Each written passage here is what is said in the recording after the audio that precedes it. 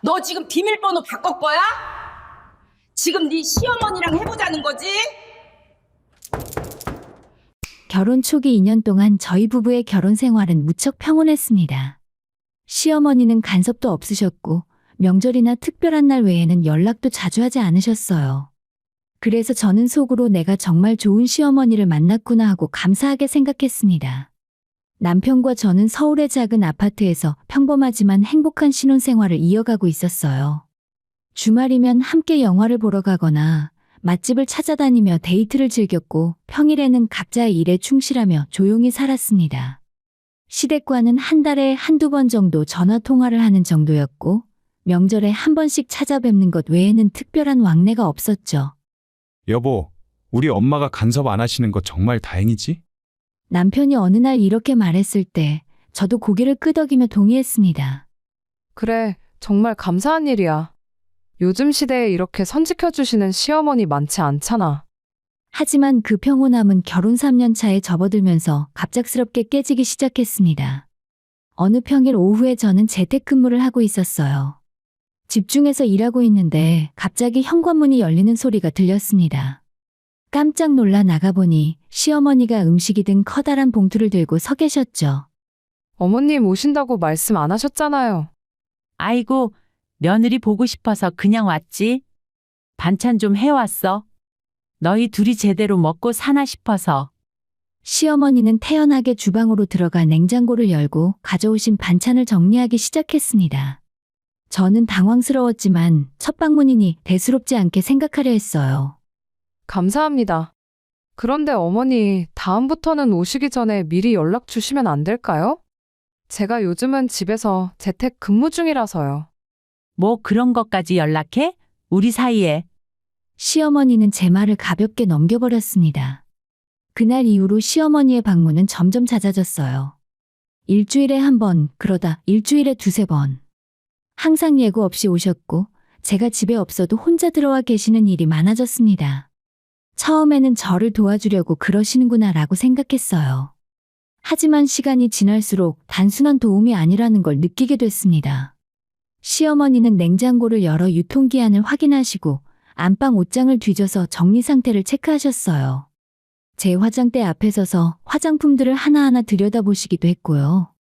이런 색깔은 너무 진하잖아. 며느리가 이런 거 바르면 안 돼. 그건 제가 쓰고 싶어서 산 거예요. 쓰고 싶다고 다 쓰는 게 아니야. 이젠 남편도 있는데 단정하게 해야지. 대화는 항상 이런 식이었습니다. 제 선택을 존중해 주시는 게 아니라 잘못됐다고 지적하시는 거였어요. 그리고 결정적인 사건이 일어났습니다. 어느 날 저녁, 저는 하루 종일 밀린 일을 처리하느라 지쳐서 샤워를 하고 있었어요. 따뜻한 물줄기를 맞으며 잠시 긴장을 풀고 있는데 갑자기 욕실 문이 벌컥 열렸습니다. 저는 비명을 지르며 샤워 커튼 뒤로 몸을 숨겼습니다. 시어머니는 태연하게 서 계시며 말씀하셨어요. 아이고 깜짝이야. 화장실 휴지 떨어진 것 같아서 가져다 주려고 했지. 지금 제가 샤워 중이잖아요. 같은 여자끼리 뭐 어때? 뭘 그렇게 놀래? 그 말에 저는 더 이상 참을 수 없다는 걸 깨달았습니다. 이건 단순히 도와주려는 게 아니었어요. 제 사생활, 제 공간, 제 경계를 완전히 무시하는 행동이었습니다. 남편에게 이 이야기를 했을 때 남편은 이렇게 말했어요. 우리 엄마가 악의는 없을 거야. 그냥 며느리 챙기려고 그러시는 거지. 이건 챙기는 게 아니라 침해야. 나한테는 사적인 공간이 필요해. 알았어. 내가 엄마한테 다시 잘 말할게. 하지만 남편은 단 한 번도 시어머니께 제대로 말씀드리지 않았습니다. 그저 알아서 할게라는 말만 반복할 뿐이었어요. 저는 서서히 깨달았습니다. 시어머니는 우리를 도와주려는 게 아니라 감시하고 통제하려는 거였어요. 그리고 남편은 그 상황을 방관하고 있었습니다. 제게는 사적인 공간과 명확한 경계가 필요했습니다. 그것을 지키기 위해서라면 저도 행동에 나서야 한다는 결심이 들기 시작했어요. 하지만 시간이 지나면서 시어머니의 무단 방문은 갈수록 심해졌습니다. 이제는 거의 매일 오시다시피 했어요.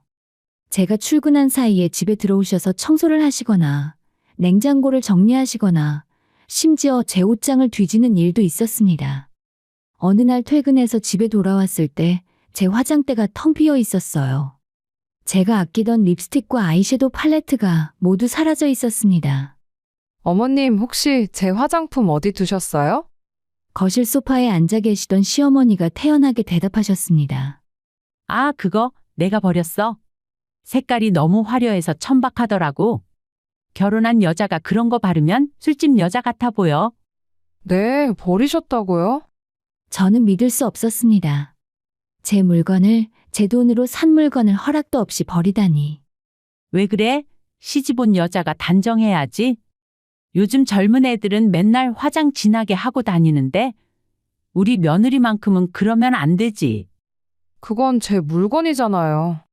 어머님이 맘대로 버릴 권리가 없으세요. 아이고, 이 사람아. 내가 며느리 잘 되라고 하는 소린데 왜 그렇게 나와? 시어머니는 오히려 제가 이상하다는 듯이 쳐다보셨어요. 저는 더 이상 대화가 통하지 않는다는 걸 깨달았습니다. 그날 저녁 남편이 퇴근하자마자 저는 따져 물었어요.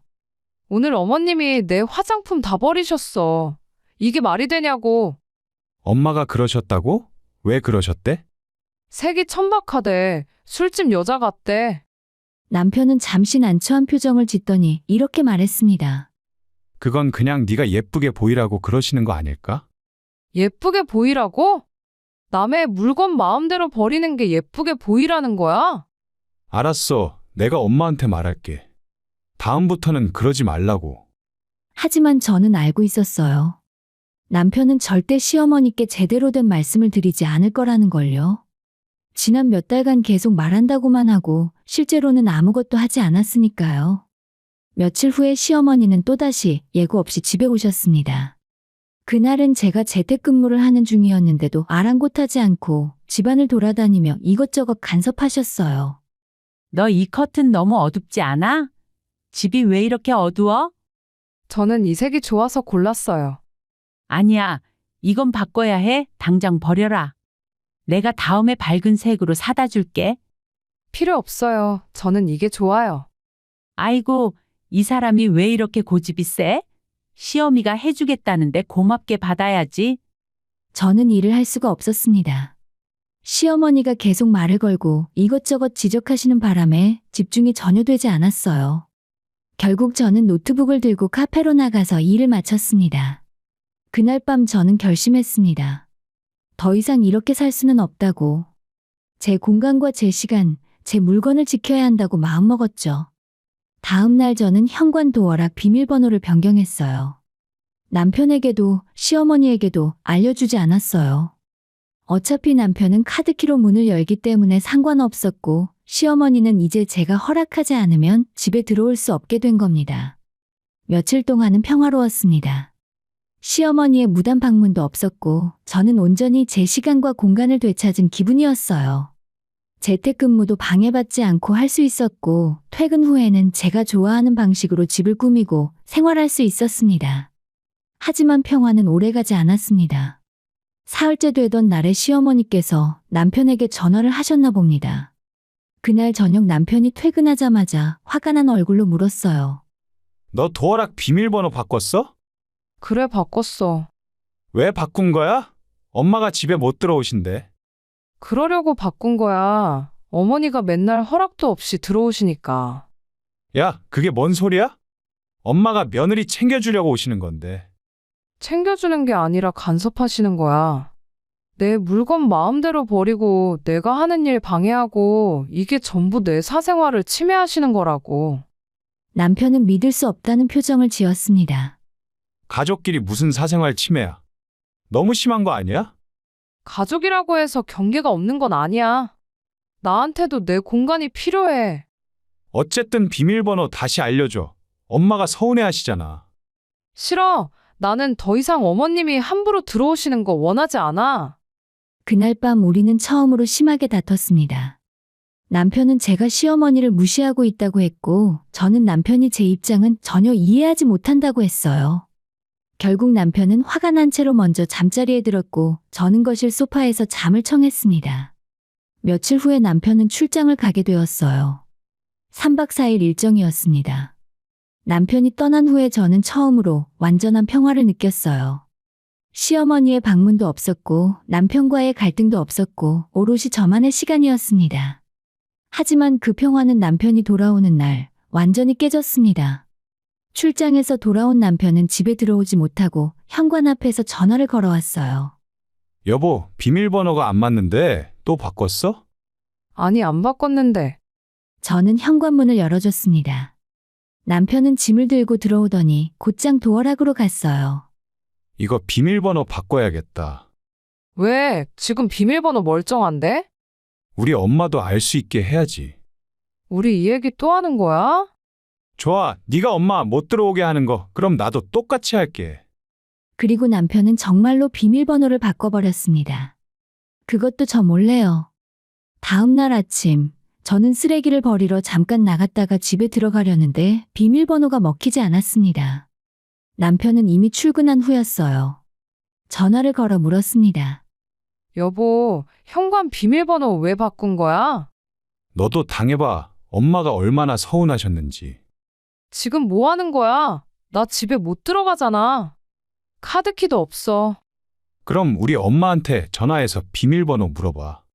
나는 엄마한테만 알려줬으니까. 전화가 끊겼습니다. 저는 현관문 앞에서 멍하니 서 있었어요. 이게 정말 내 남편이 한 일인가 싶었습니다. 복수하듯 저를 집에서 쫓아낸 거잖아요. 저는 그날 호텔을 예약했습니다. 시어머니께 전화해서 비밀번호를 물어볼 생각은 추호도 없었어요. 호텔방에 누워서 천장을 바라보며 생각했습니다. 진지하게 결혼 생활을 되돌아봤습니다. 그리고 마음속으로 이혼을 결심하기 시작했어요. 더 이상 기다릴 수 없었습니다. 변하지 않을 사람들을 기다리며 제 삶을 낭비할 수는 없었습니다. 호텔에서 하룻밤을 보낸 저는 아침 일찍 일어나서 차분하게 계획을 세웠어요. 더 이상 감정적으로 대응하지 않기로 했죠. 이제는 행동으로 보여줄 때라고 생각했습니다. 가장 먼저 한 일은 열쇠 수리공을 부르는 것이었습니다. 전화를 걸어 상황을 설명하고 도어락을 교체해달라고 요청했어요. 오전 중에 갈 수 있습니다. 주소 알려주세요. 감사합니다. 최대한 빨리 부탁드려요. 수리공이 도착하기 전 저는 카페에 앉아 커피를 마시며 마음을 다잡았습니다. 떨리는 손으로 휴대폰을 꺼내서 변호사 사무실 몇 곳에 상담 예약을 넣었어요. 이혼 전문 변호사였습니다. 2시간 후에 수리공이 도착했다는 말에 집으로 돌아가서 기존 키패드를 철거하고 완전 새로운 제품으로 설치했어요. 그리고 이번에는 아무도 모르게 비밀번호도 새로 설정했죠. 집 안으로 들어서자 남편의 흔적들이 눈에 들어왔어요. 거실 한쪽에 놓인 운동기구, 옷장 가득 걸린 남편의 옷들, 서재에 있는 게임기와 노트북, 침실 한쪽을 차지하고 있는 남편의 짐들까지 꽉 차 있었죠. 이제 이 공간에 네 자리는 없어. 저는 침착하게 박스를 꺼내기 시작했습니다. 택배용 큰 박스를 여러 개 주문해뒀거든요. 먼저 옷장을 열었습니다. 남편의 양복과 셔츠, 바지와 넥타이를 하나하나 꺼내서 박스에 담았어요. 정성스럽게 개어서 넣었습니다. 화가 많이 나긴 했지만 옷을 구겨넣고 싶지는 않았어요. 저는 그 사람처럼 유치하게 굴고 싶지 않았으니까요. 양말과 속옷, 운동복까지 빠짐없이 챙겼습니다. 화장실에 있던 면도기와 세면도구, 향수도 모두 담았어요. 다음은 서재였습니다. 남편이 아끼는 게임기와 컨트롤러, 노트북, 태블릿, 각종 케이블과 충전기까지 전부 박스에 넣었습니다. 책꽂이에 있던 남편의 책들도 빠짐없이 챙겼어요. 거실로 나와 운동기구를 봤습니다. 덤벨, 요가매트, 폼롤러까지. 무거운 물건들이었지만 저는 하나하나 박스에 담거나 뽁뽁이로 감쌌습니다. 이 정도면 충분하겠지. 총 5개의 큰 박스가 완성됐습니다. 저는 택배기사에게 연락해서 시댁 주소로 착불 배송을 신청했어요. 오늘 중으로 배송 가능할까요? 지금 출발하면 내일 도착할 겁니다. 감사합니다. 택배기사가 박스들을 실어 나르는 동안 저는 집안을 둘러봤습니다. 남편의 흔적이 완전히 사라진 공간. 처음으로 온전히 제 것만 같은 집이었어요. 침실 옷장을 열어보니 제 옷들만 걸려 있었습니다. 화장대에는 제 화장품만 놓여 있었고요. 거실은 훨씬 넓어 보였습니다. 남편의 운동기구가 차지하고 있던 공간이 비어 있으니까요. 저는 깨끗해진 집을 보며 처음으로 숨통이 트이는 기분을 느꼈습니다. 저녁 무렵 남편에게 문자가 왔습니다. 지금 퇴근하는데 저녁 뭐 먹을까? 저는 답장하지 않았어요. 대신 소파에 앉아서 차분히 기다렸습니다. 1시간쯤 지났을까요? 현관문을 여는 소리가 들렸습니다. 아니, 정확히는 열리지 않는 소리였어요. 야, 너 마음대로 도어락 바꿨어? 남편의 목소리가 현관 밖에서 들려왔습니다. 저는 일어나서 문을 열어줬어요. 남편은 짜증스러운 표정으로 들어오더니 멈춰 섰습니다. 뭔가 이상하다는 걸 느낀 거죠. 뭐야, 집이 왜 이래? 뭐가 별로 안 달라졌는데. 남편은 거실을 둘러보더니 자신의 운동기구가 사라진 걸 발견했습니다. 내 운동기구는? 덤벨 어디 갔어? 어머님 댁으로 보냈어. 뭐? 남편은 황급히 침실로 달려갔습니다. 옷장을 열어보더니 얼굴이 새하얘졌어요. 내 옷들은? 양복이랑 셔츠 다 어디 갔어? 그것도 어머님 댁으로 다 보냈지. 너 지금 장난해. 남편은 서재로 뛰어갔습니다. 빈 책상과 사라진 게임기를 보고 소리를 질렀어요. 내 노트북이랑 게임기는? 이것들 얼마짜리인 줄 알아? 전부 택배로 보냈어, 착불로. 저는 소파에 다시 앉으며 침착하게 말했습니다. 남편은 믿을 수 없다는 표정으로 저를 쳐다봤어요. 너 미쳤어? 왜 남의 물건을 함부로 버려? 버린 게 아니라 보낸 거야. 어머님 댁으로. 내일이면 도착할 거야. 당장 다시 가져와. 싫어. 남편은 화가 나서 소파 앞까지 성큼성큼 걸어왔습니다. 너 진짜 유치하다. 이게 뭐 하는 짓이야? 저는 남편을 똑바로 쳐다보며 말했습니다. 유치한 건 누군데? 비밀번호 바꿔서 나 못 들어오게 한 사람이 누구야? 그건 네가 먼저 엄마를 못 들어오게 했잖아. 어머니가 무단으로 우리 집에 들어오시는 게 문제였던 거고, 나는 내 공간을 지키려고 한 거야. 근데 너는 복수하려고 나를 집에서 쫓아낸 거잖아. 남편은 할 말을 잃은 듯 입을 다물었습니다. 나는 어젯밤 호텔에서 잤어. 내 집에 못 들어가서. 네가 나를 그렇게 만들었잖아. 미안해. 순간 내가 너무 화가 나서. 미안하다고 끝나는 게 아니야. 너는 네 엄마 편만 들었고 한 번도 내 편에 서준 적이 없었지. 남편은 고개를 숙였습니다. 하지만 저는 아직 할 말이 남아 있었어요. 네 물건들 시댁으로 보낸 건 복수가 아니야. 이제 너는 이 집에 살 자격이 없다는 뜻이야. 무슨 소리야? 이혼하자. 식탁 위에 미리 준비해둔 이혼 서류를 올려놓았습니다. 남편은 믿을 수 없다는 얼굴로 서류를 내려다봤어요. 너 진심이야? 진심이야. 이혼 서류까지 준비했다고? 이미 변호사 상담도 받았어. 남편은 서류를 집어들더니 구겨버렸습니다. 말도 안 돼. 이런 일로 이혼을 한다고? 우리 5년을 함께 했잖아. 5년 동안 나는 계속 참았어. 어머니의 간섭도 너의 무관심도. 이제 더 이상은 못 참겠어. 그건 내가 잘못했어. 미안해. 다시는 안 그럴게. 남편은 처음으로 진심으로 사과하는 것 같았습니다. 하지만 저는 이미 마음을 정한 상태였어요. 너무 늦었어. 어제 당신이 나를 집에서 쫓아냈을 때 나는 깨달았어. 당신은 절대 변하지 않을 거라는 걸. 남편은 무릎이 꺾이듯 소파에 주저앉았습니다. 그리고 고개를 떨구고 한참을 말이 없었어요. 저는 남편을 보며 생각했습니다. 한때는 사랑했던 사람. 하지만 이제는 더 이상 함께할 수 없는 사람이었죠. 그날 밤 남편은 집을 나갔습니다. 아마 시댁으로 갔을 거예요. 저는 텅 빈 집에서 처음으로 홀로 잠들었습니다. 무섭지 않았어요. 오히려 해방감이 들었습니다. 이제 진짜 제 삶이 시작되는 것 같았어요. 남편이 집을 나간 후에 이틀 동안 연락이 없었습니다. 저는 그 시간 동안 변호사와 구체적인 상담을 진행했어요. 이혼 사유와 재산 분할, 절차 등에 대해서 자세히 알아봤습니다. 부인 명의의 재산이 확실하다면 재산 분할에서 유리한 위치에 있습니다. 배우자의 귀책 사유도 명확하고요. 변호사의 말에 저는 고개를 끄덕였습니다. 집도 차도 모두 제 명이었어요. 정확히는 친정 부모님이 결혼 선물로 마련해 주신 거였지만 명의는 처음부터 제 이름으로 되어 있었습니다. 사흘째 되던 저녁 남편이 돌아왔습니다. 초인종을 누르길래 문을 열어줬어요.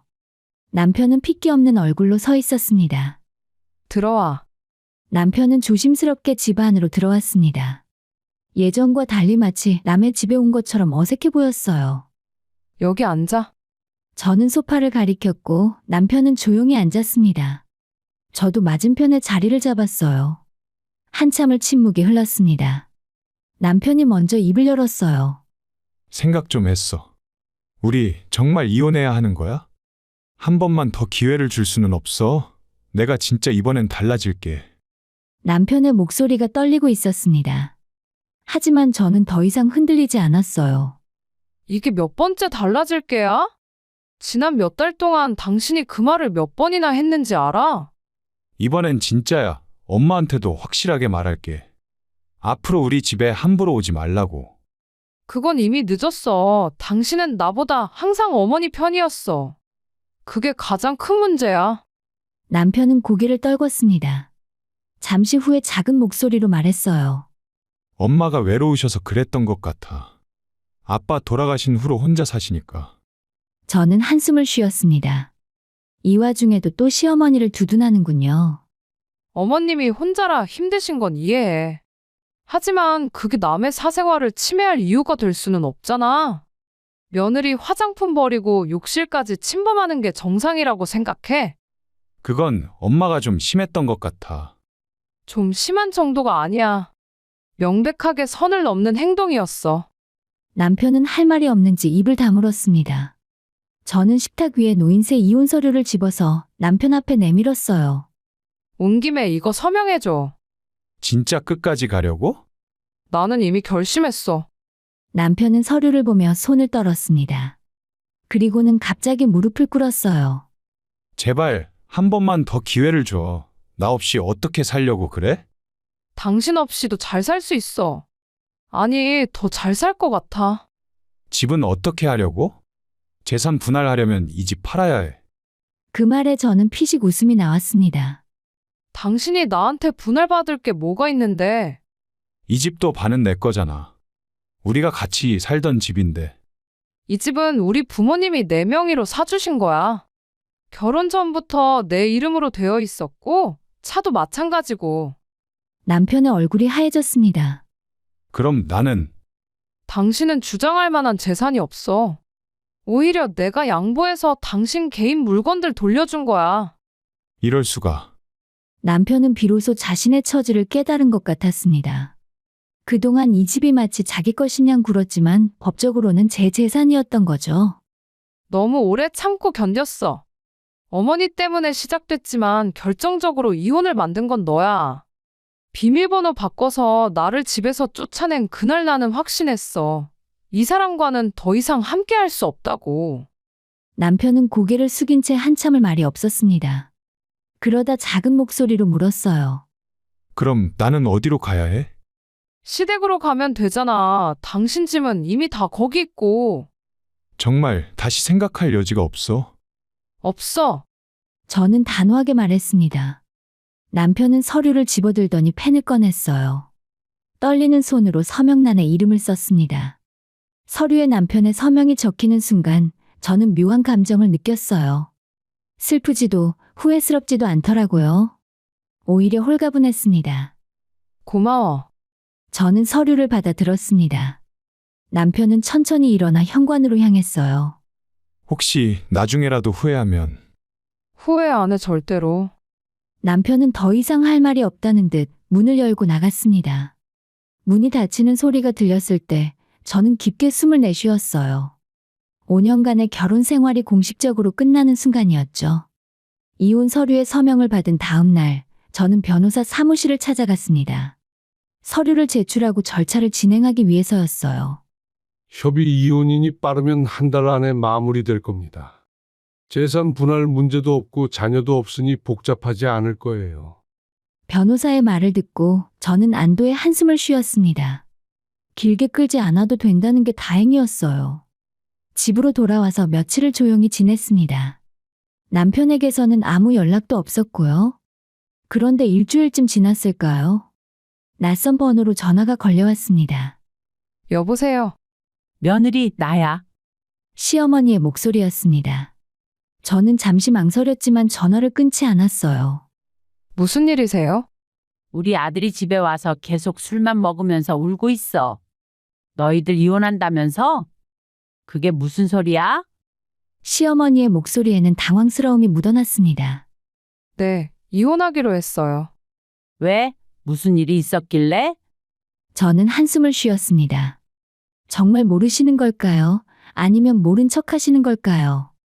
어머니가 우리 집에 무단으로 드나드신 것 때문이에요. 그게 이혼 사유가 돼? 내가 너 챙겨주려고 한 건데. 챙겨주시는 게 아니었어요. 그냥 제 사생활을 침해하신 거예요. 제 물건을 버리고 욕실까지 침범하시고 허락도 없이 집에 들어오시고. 그건 내가 좀 심했지. 그래도 이혼까지는.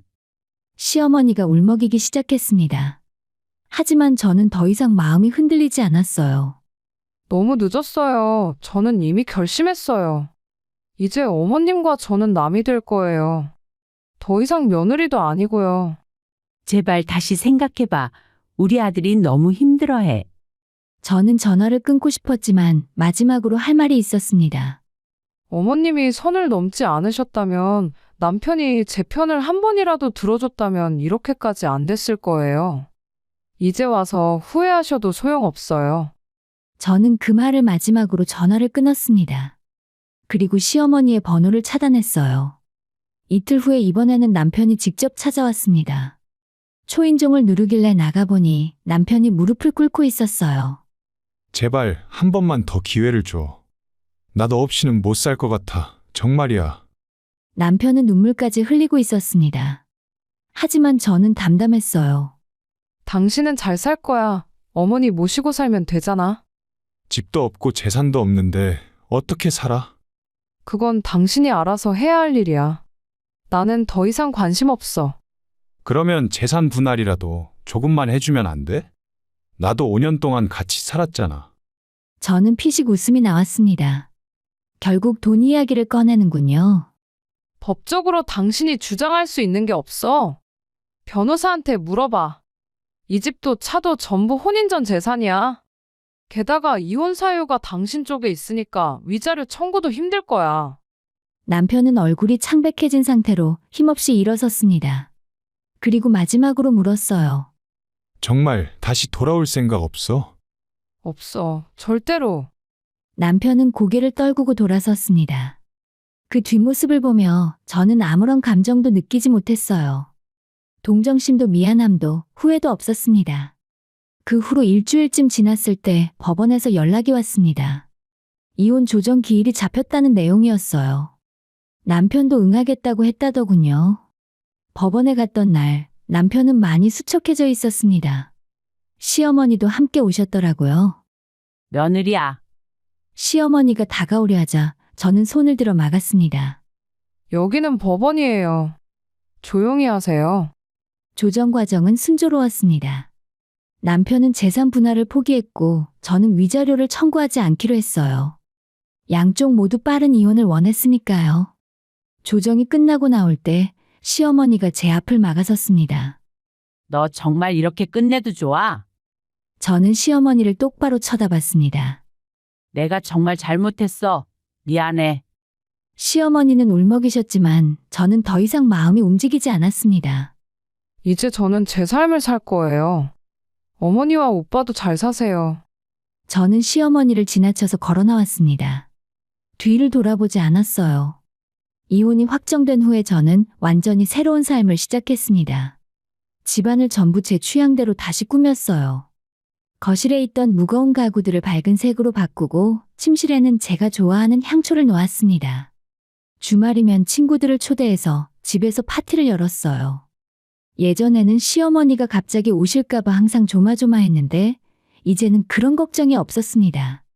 일도 더 집중할 수 있게 됐어요. 재택근무를 할 때도 방해받지 않았고 제 페이스대로 일할 수 있었습니다. 회사에 출근해서도 제 능력을 충분히 발휘할 수 있었어요.